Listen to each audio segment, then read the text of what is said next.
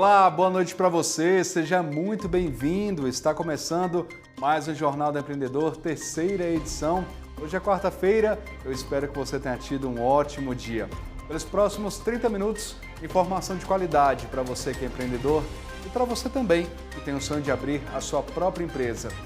Vamos nessa que o jornal já está no ar.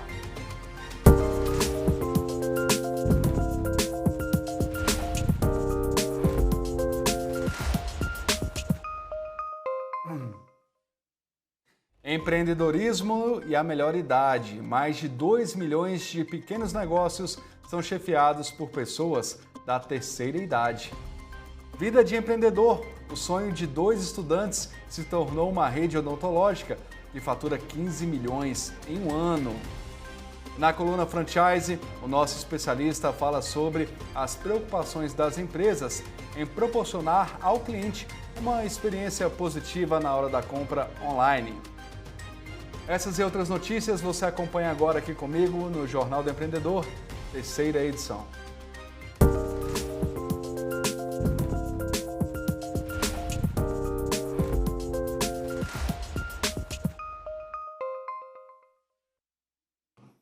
E a gente começa falando que mais de 2 milhões e 200 mil pequenos negócios no Brasil são chefiados por pessoas da terceira idade. Muitas delas são aposentadas, como a produtora rural Ana Júlia Henniger. Há 3 anos ela investe na plantação de baunilha. Confira na reportagem da Camila Xavier. A expectativa de vida aumentou nas últimas décadas. A população idosa tem mais vitalidade e disposição que desafiam os estereótipos. Um incentivo para muitos idosos buscarem novas formas de contribuir para a sociedade e garantir independência financeira. Uma delas é o empreendedorismo.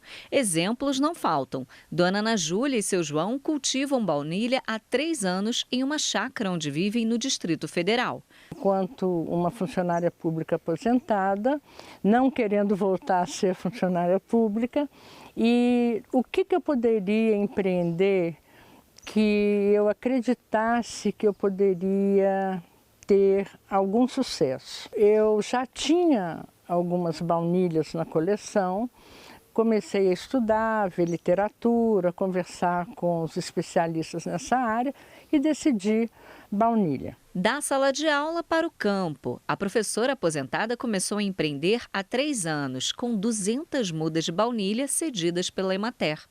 Hoje ela mostra com orgulho a plantação com 1000 pés de 10 diferentes espécies. A mais popular e conhecida no mercado é a Vanilla planifolia, de origem mexicana. Mas hoje ela investe nas 4 espécies de baunilha brasileira, ainda pouco difundidas. A colheita anual é feita no inverno, quando começa a floração.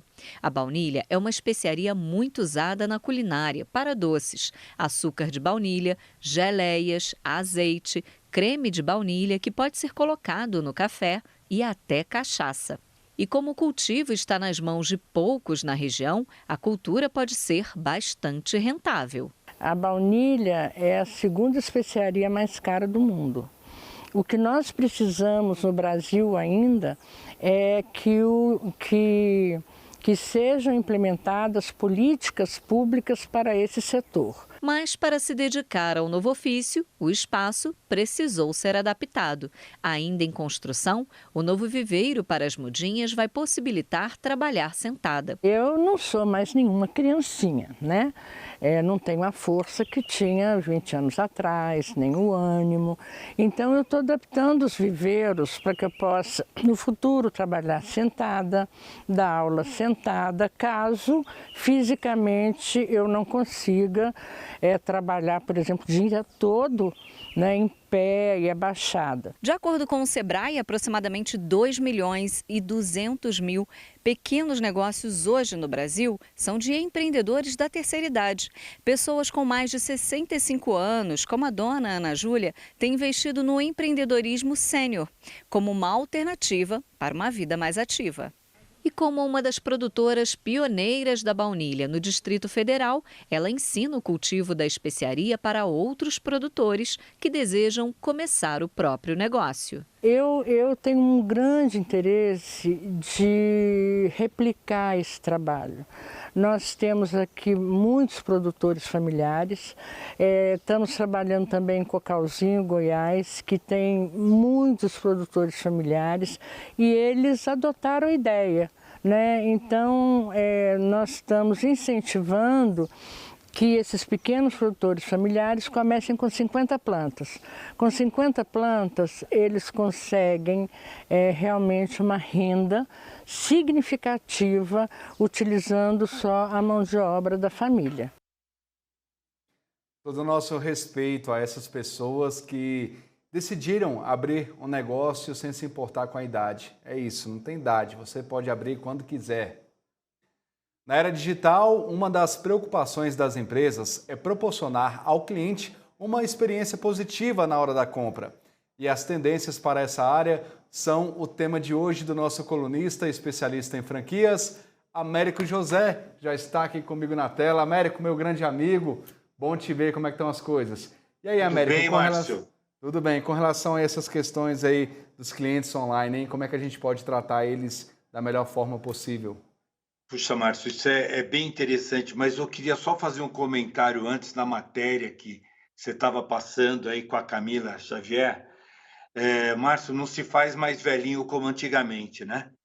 Você pode prestar atenção que os velhinhos de hoje, tá aí o Ney Matogrosso, o Caetano Veloso, o Gilberto Gil, né? E toda essa moçada que você vê por aí, uns velhinhos de 80, quase 90 anos e dando show.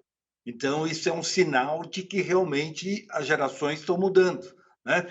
E aí, Márcio, você comenta, porque você estava falando aí sobre a questão digital, como é que a gente tem que tomar o cuidado de não levar para dentro da loja o mesmo ambiente que você tem no mundo digital.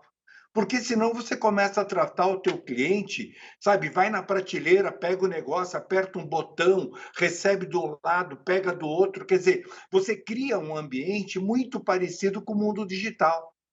E nós esquecemos, isso é muito comentado na NRF, que é das maiores feiras, né, a maior feira de varejo do mundo, que só esse ano levou 2.500 brasileiros para lá. Então, você imagina que no varejo nós temos que viver emoções. No varejo, nós temos que ter relacionamento. No varejo, né, não dá para ser um atendimento frio. Você tem que despertar no cliente. Então, eu queria chamar a atenção, eu falei bastante sobre essa coisa, né, da inteligência artificial, tudo isso, mas eu queria chamar a atenção para um detalhe. Como fazer o cliente viver as experiências dentro do varejo? Aí você começa a pensar o seguinte: falar do atendimento, todo mundo já sabe que o atendimento tem que ser envolvente, se de preferência você sai de trás do balcão, você acompanha o cliente, se você está numa farmácia, por exemplo, você acompanha o cliente, muitas vezes até o caixa, sabe? Quer dizer, cria um ambiente de aproximação com ele.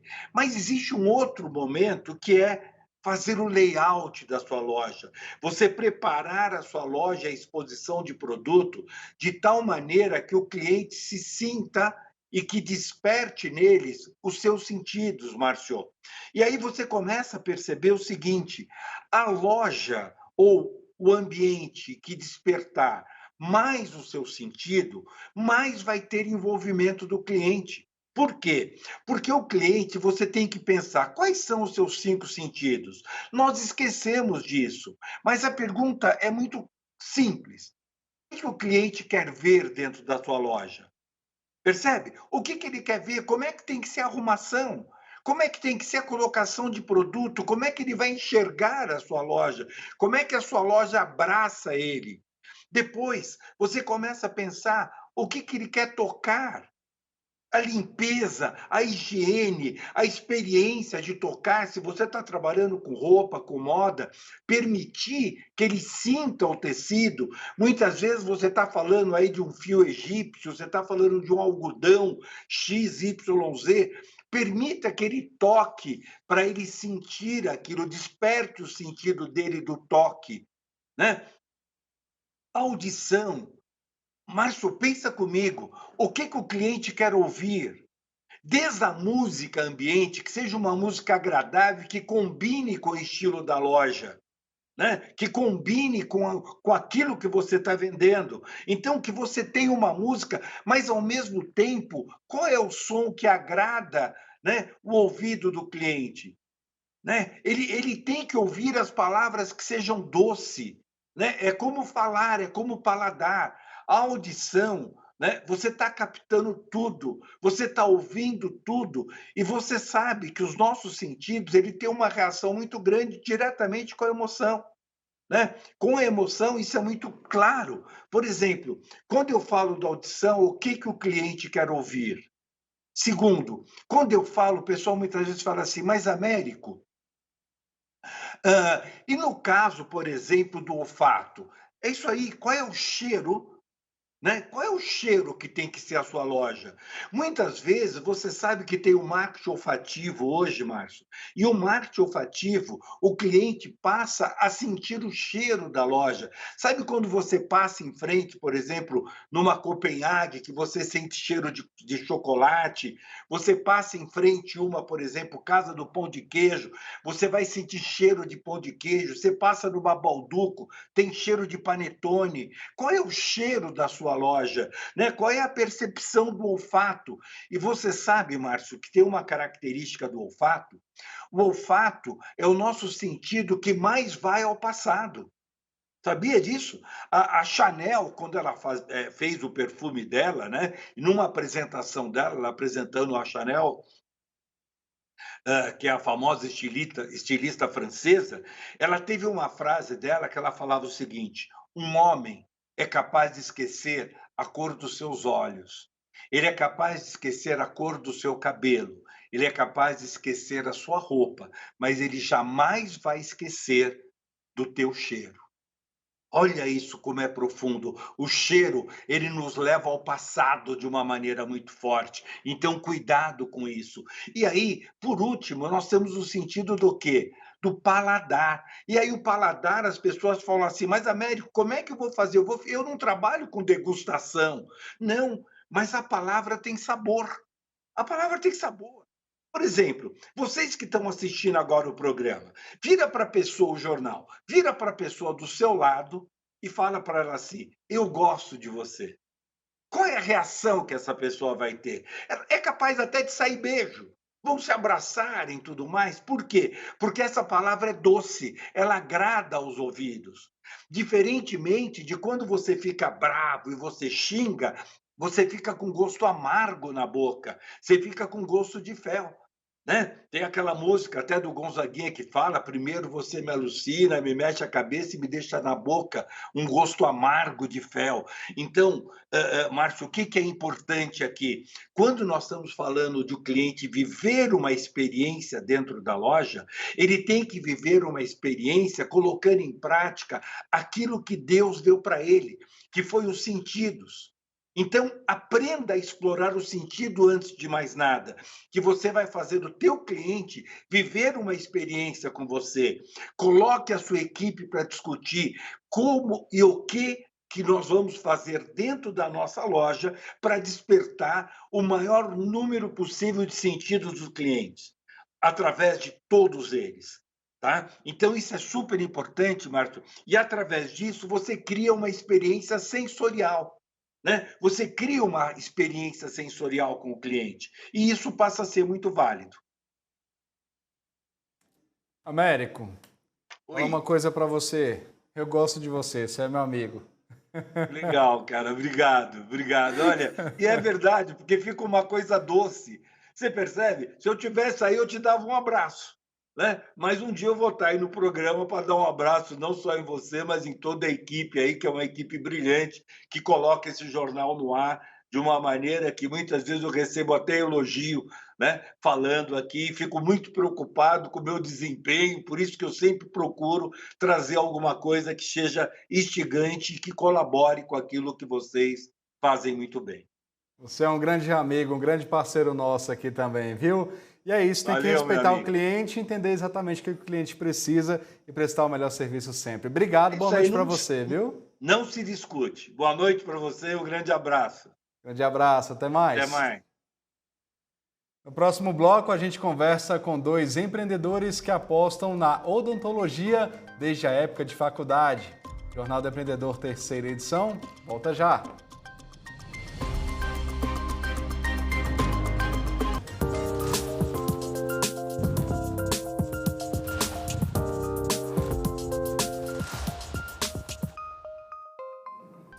Jornal do Empreendedor, terceira edição, já está de volta. E olha só, uma afinidade na faculdade de odontologia transformou dois estudantes em empreendedores. Em parceria, o Alexandre Ravani e o João Piffer abriram o primeiro consultório que mais tarde se tornou uma rede odontológica que faturou 15 milhões em um ano. E eles contam essa história para a gente agora. Eles estão aqui, o Alexandre e o João? Muito bem, Alexandre e João, sejam bem-vindos, boa noite para vocês, obrigado pela participação. Então, quer dizer, vocês estavam na faculdade e aí resolveram, então, se unir e abrir o próprio negócio de vocês. Como é que foi essa trajetória? Boa noite, exatamente. A gente se formou em 2005, a gente caiu no mercado, como todo recém-formado cai, né? Entrei no caminho do mercado, durante mais ou menos 10 meses, começamos a trabalhar para os outros e veio aquela vontade. Aí já tinha vontade de empreender, na verdade, a gente começava assim na faculdade, e aí resolvemos nos juntar e abrir a primeira unidade, né? Claro que foi algo muito pequeno. No início a gente juntou o dinheiro que tinha conseguido no primeiro ano de trabalho, dinheiro de estágio ainda da faculdade, e aí achamos o primeiro ponto comercial, algo ainda muito incipiente, né? Totalmente diferente do que se tornou depois. E metemos a cara. Abrimos, ficamos atendendo, e o negócio, graças a Deus, deu certo, evoluiu. Ô, João, qual foi a maior dificuldade que vocês tiveram nesse começo? Vocês começaram pequenos ali, mas foram se estruturando. Mas naquele momento, qual que era a maior preocupação que vocês tinham? Obviamente, como todo empresário brasileiro, o primeiro fator de dificuldade é a parte de crédito, de capital mesmo, inicial. O segundo são as dificuldades burocráticas, né? Porque não é fácil empreender, não é fácil cumprir todos os pré-requisitos para abrir empresas, legalizações, etc. E a parte operacional também. A faculdade de odontologia, ela não te dá um know-how para você abrir o seu negócio, para você empreender. Isso daí tem um custo de aprendizado, que é um custo grande, que a gente pagou, né, com erros e tudo mais, mas esses foram as primeiras grandes dificuldades mesmo, que é você primeiro ter crédito no mercado, que ninguém te conhece, então isso dificulta, parte burocrática e operacional também, conseguir cliente, conseguir divulgar o seu trabalho, enfim, esses foram os principais fatores iniciais. Alexandre, e agora, como é que vocês estão organizando o atendimento de vocês? Porque vocês fazem um atendimento diferenciado. Então, como é que é feito esse planejamento, essa organização? Bem, hoje a gente está voltado mais para a parte de gerenciamento mesmo, né? A gente tenta levar para o nosso paciente, para o nosso cliente, sempre o melhor tratamento, sempre aquilo que a gente pode dar de melhor a eles, né? E tendo um produto com uma margem legal, né? E com custo e qualidade, né? Levar custo e qualidade para o nosso cliente e para os nossos franqueados, né? Para os nossos parceiros. E Alexandre, ainda nessa linha, que é a questão do custo, como é que vocês fizeram para oferecer um bom serviço, né? Organizar tudo isso, bons equipamentos, mas sem onerar tanto ali o cliente, para que as pessoas também tenham acesso ao tratamento de vocês? A gente tenta negociar ao máximo com outros cooperadores, né, que estão intimamente ligados ao nosso negócio, como laboratórios, né, como os produtos que fornecem materiais odontológicos realmente, né, financiadoras, enfim. Então a gente está o tempo todo ali lutando e barganhando algum valor, né, ou desconto maior para as nossas redes próprias e para os nossos franqueados também, a fim de levar para o nosso cliente esse resultado final melhor, né? João, o Alexandre falou em levar um resultado melhor para os clientes, E eu queria que você falasse sobre a experiência que os clientes vão ter ao acessar a clínica de vocês. O que vocês querem proporcionar para essas pessoas? Qualidade de vida. Acima de tudo, a odontologia, o objetivo dela é promoção de saúde, né? Então, o cliente entrou lá, ele vai ter acesso ao melhor que tem da odontologia. A gente trata de forma preventiva algumas doenças, e algumas doenças já instaladas a gente trata de forma corretiva. A ideia realmente é promover saúde, possibilitando o tratamento desse paciente, oferecendo crédito próprio também para esse paciente. Temos parcerias com a Fins, que o paciente consegue crédito na hora para ter acesso efetivamente ao tratamento dentário. Trabalhamos também com estética. Então, além da saúde física, a gente consegue promover também saúde mental. Às vezes o paciente entra com autoestima baixa e tudo mais, e existe toda também uma linha de estética dentro das redes, com botox, preenchimento labial. Isso tudo realmente levanta bastante a autoestima do paciente.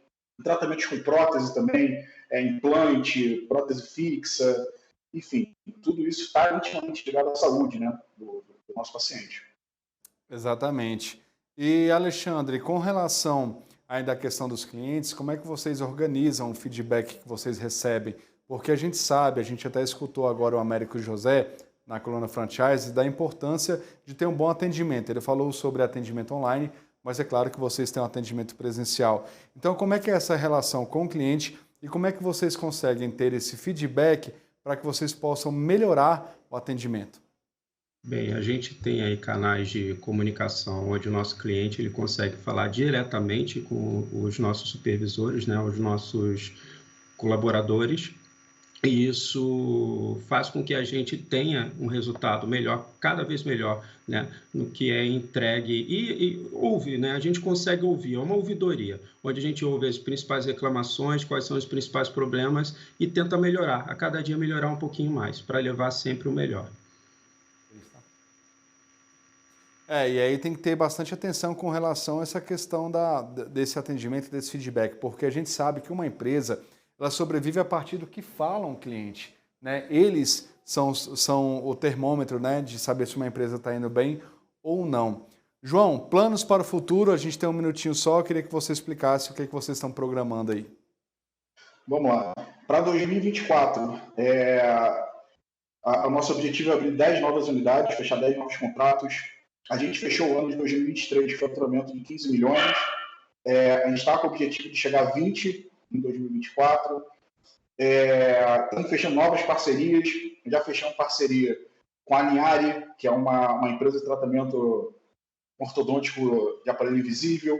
Fechamos parceria com a WeGo também, que tem a ver com método e meio de pagamentos. A gente quer crescer, a gente quer sair do estado do Rio de Janeiro, a gente quer efetivamente alcançar outras regiões do Brasil e sempre buscando um ótimo retorno para o nosso franqueado, buscando realmente a felicidade desse franqueado, né? E permitindo, de fato, um contato do franqueado com os donos da rede, que isso faz total diferença na hora que o franqueado vai investir, vai comprar esse sonho, que é o de ter o próprio negócio, né? João, Alexandre, obrigado pela entrevista de vocês, que vocês tenham cada vez mais sucesso e contem sempre com a gente aqui no canal Empreender para mostrar essas iniciativas que são tão bacanas. Parabéns, boa noite para vocês. Obrigado, muito obrigado, boa noite. Boa noite. Bom, o Jornal do Empreendedor, terceira edição, está ficando por aqui. Muito obrigado pela sua audiência. É muito importante ter você sempre aí do outro lado acompanhando a gente. Afinal de contas, a gente faz tudo isso aqui para você mesmo. A gente se encontra amanhã. Tchau.